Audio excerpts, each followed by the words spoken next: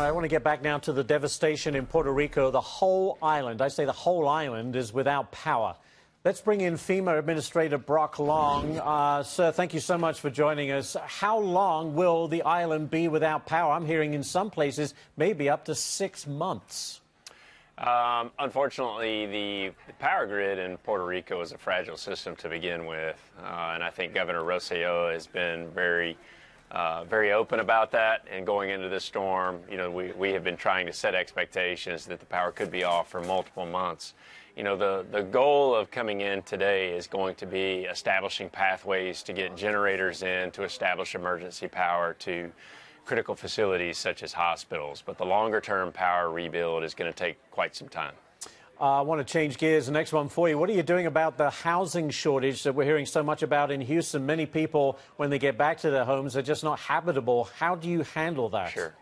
So one of the most impressive statistics that I think should be put out there is that through our transitional shelter program, we've been able to move over 23,000 families into hotels and motels in and around the area to provide them temporary shelter.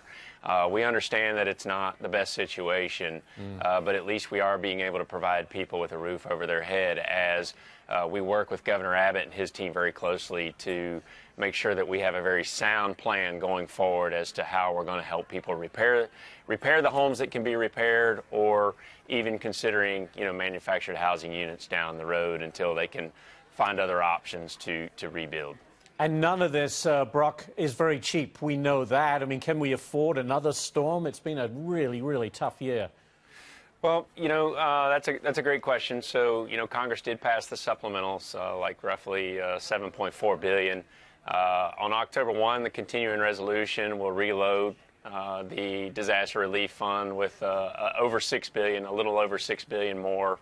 And then it's my understanding, too, that, you know, there was a congressional delegation that was in the field with Texas yesterday, working with Governor Abbott and others to understand the situation as to what's needed for Texas. But we also know that, you know, the congressional delegations are active in Florida as well, and then obviously we have Puerto Rico. So Congress, we have great communication with Congress, and they're trying to assess the magnitude of what's just happened over the last month, and we'll continue to work through it.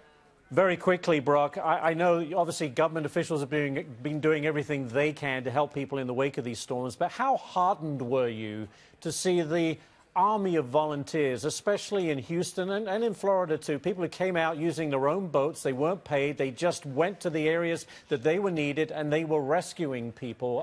How heartening is that for you, for someone who's in FEMA and deals with these emergency situations? Well, you know what? FEMA can't do it alone, and it was an amazing thing to see, you know, America unite around first Texas and now Florida. We're going to need that whole community and that neighbor helping neighbor process in Puerto Rico and the Virgin Islands. Puerto Rico took a devastating hit last night, and we're still trying to uncover the impacts this morning and hopefully being able to get in to do the life safety mission. But that's what it's all about. Yeah. People taking care of people, making sure that they treat others the way they want to be treated. We'll leave it right there. Brock Long, FEMA Administrator, I know you've been so busy. Thanks for taking time to talk with us this morning. We appreciate it, Brock. Thank you.